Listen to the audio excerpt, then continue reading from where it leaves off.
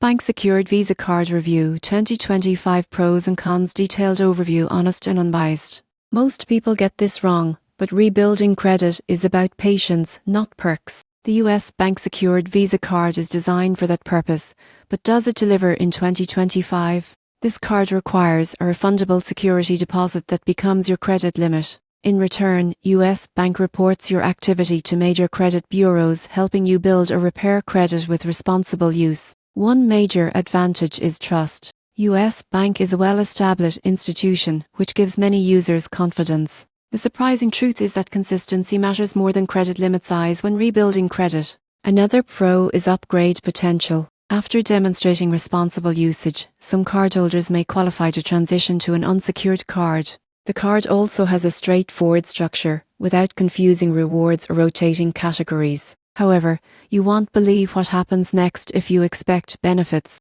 There are no rewards, and the card may include an annual fee. Additionally, the security deposit ties up cash that could otherwise be used elsewhere.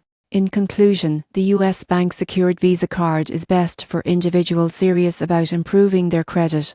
If your goal is stability and progress rather than rewards, it remains a solid credit building option in 2025.